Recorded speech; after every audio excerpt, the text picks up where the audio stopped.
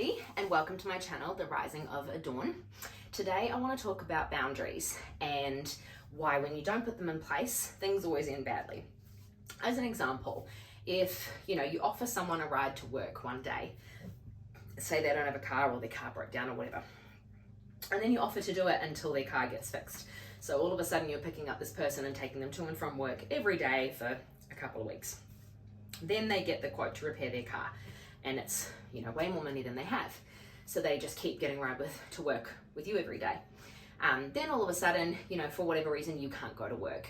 Then you become responsible, or you feel like you're responsible for getting this person to work because you have given them the understanding that you're going to do that for them every single day. So look, there's nothing wrong with that. But the thing is, if you then become resentful to that person for putting you in that position, it's actually not their fault, it's your fault. So recently, a couple of months ago, I had a few people who I thought were really close to me do what I believe to be taking advantage of me.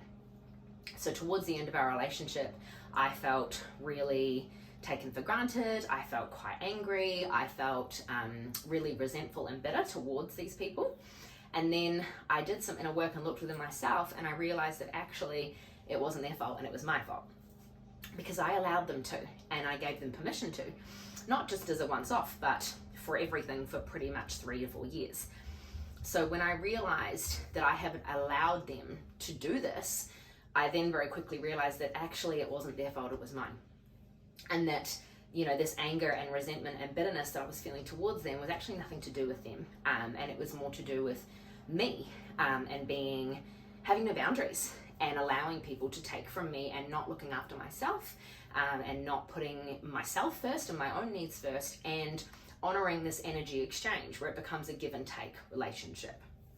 So once I realized that, I actually realized how important boundaries were, and how even with the people that we love the most, our kids, our partners, it is so important to have solid boundaries in place, because if you don't have solid boundaries in place, this is me, these are my needs, this is what I need, and if I'm going to give, where is the energy exchange? What am I receiving? Because the thing is, if you're giving and giving and giving and you're not receiving back, then it's not an equal energy exchange relationship. It's a one-sided relationship, which eventually, sooner or later, is going to leave you drained, bitter, resentful, everything else.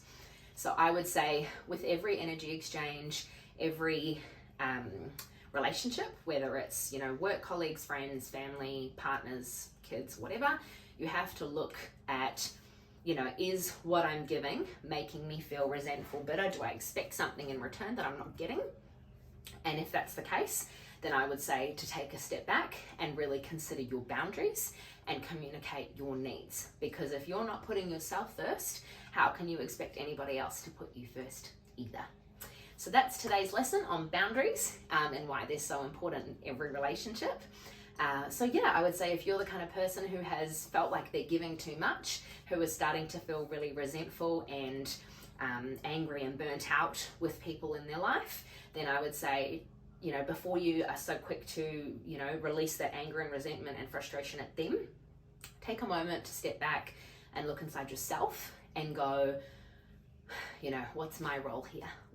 Where am I a part of this? Am I not honoring myself first? And once you've had a look at yourself, then you might have a better idea on how to move forward. So this is Abby and The Rising of Adorn, and feel free to subscribe or check out my other videos.